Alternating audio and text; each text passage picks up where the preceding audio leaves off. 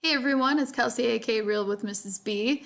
We are finally moved into our new place, so I apologize for the delay in videos, and I am still waiting to put together our office. So I am in our dining room right now for my virtual teaching and for my videos. So I figured I would just go through my May budget so far. It's been kind of a crazy month. And hopefully, the next time I film, you'll be able to see my face. And I'm excited for when the office is all finished.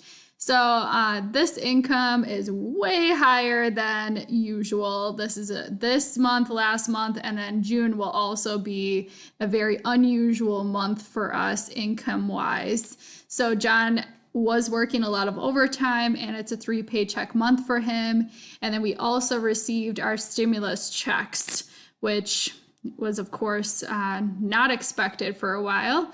And then we got back money from the closing costs. Apparently, we overpaid, so we got a little bit back. We canceled renter's insurance for the remainder of the year, which we had just paid in April. So we got most of that returned. And then I had a little left over from April that went into May's budget. So it looks like we've got like a whole bunch. Oh, the ADT thing too was just, we had been contacted by them, referred to them about setting it up, and we just paid $1 for like the installation fee and set up a date.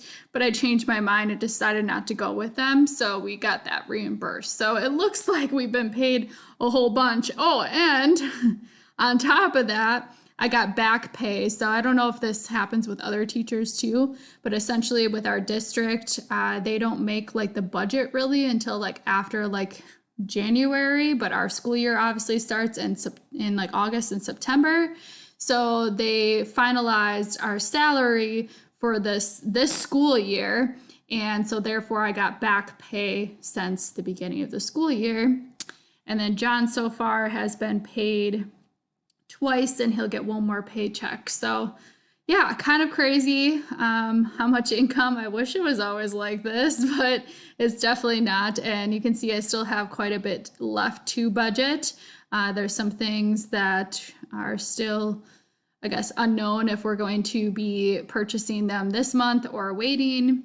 But let me just jump in then. So, and I might do a separate video if you guys are interested in like what things we purchased for the house, talking about that in a separate video. So please let me know down below if you'd like to hear all of that. But here's some of them. So we purchased our house at the end of last month. We moved on May 8th. So some big purchases was we got a purple mattress. We definitely have been eyeing it up for the last year, and we treated ourselves basically thinking that, you know, John's extra income goes towards that, and we have or will be spending years probably sleeping in it. So I think it's well worth it to get a good night of rest, and so far it has been wonderful. We only got it a few nights ago, and it's been awesome. Very, very cool, like literally cool. The other thing that we did was get more keys. We got a bunch of painting stuff from IKEA. I got a whole bunch of stuff I'm still waiting on, which is why the office isn't set up, because I have like bookshelves, bookcases in my desk, and then we have our bed frame also in there, and a dresser. So we're kind of waiting on a few things, and that won't be here for at least another week. We paid for the carpets to be cleaned before we moved in. Some random miscellaneous things here. I did get the Blink, Amazon's version of like security cameras and things like that for the house.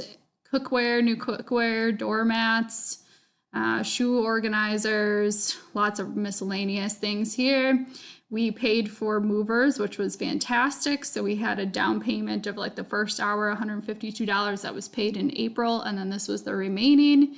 It took them about, in total, 4 hours for them to like leave the place, come to ours, pack up. We also stopped at Menards to get a ladder, and then also dropping everything off. And it was fantastic, super easy, done by like noon. It was great. Some more miscellaneous things. throughout here. A lot of this I got, oh, if you follow me on Instagram, you'll see this jewelry cabinet I got. That's pretty cool. Anyway, so far we spent quite a bit for the house, but we've got some major purchases there furniture-wise. And the next big thing that we'd like to get is a sectional couch. I just don't know. I've been eyeing one up on the internet, but it sucks that you can't actually like feel it like in the stores right now. So I'm kind of thinking about waiting unless I can really trust those views on the internet. So otherwise, it just seems like now I have so much that I have to save for. I want to build up the emergency fund more. I have to get a new car eventually. My car is kind of crap, but luckily I'm not driving in it right now because I'm working from home. And then we need to get a patio, and eventually we want to finish the house. It just seems almost impossible how much we have to save for, but I am hoping to put at least $1,000 into our emergency fund this month, and we're looking on track for that.